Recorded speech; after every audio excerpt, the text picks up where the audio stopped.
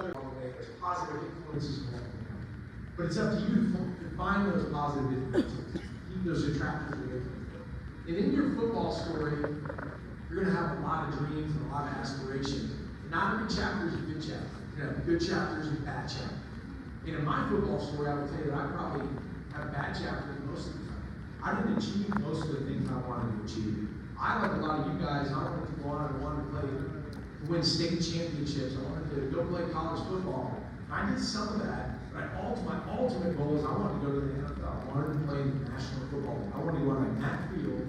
I wanted to put on the jersey. I wanted to play in the NFL. But on my journey, there were lots of roadblocks. I went to college halfway across the country. I grew up in Wichita, and I wanted to go home.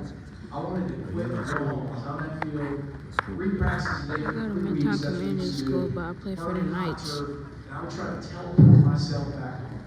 And I'll show you a video in a second. You're going to have a lot of temptations in life, and there's going to be the devil on one shoulder and the angel on the other. And it's easier to pick that devil.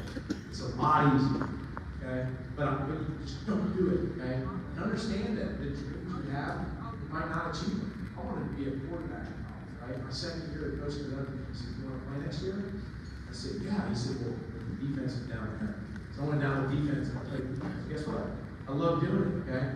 I played in the NFL. Wasn't good enough. Okay? So what did I do?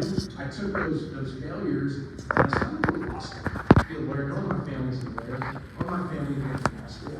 But I went to law school. I became a lawyer.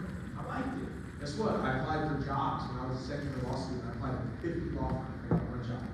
One single job with one law firm. And I was thrilled to get that job. You know what I did when I had that job? I showed up every single day. I got there early, I was late, and I worked my butt off.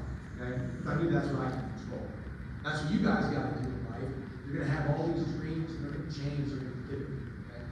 And you need to continue to write your stories. Okay? And your story's going to change your life.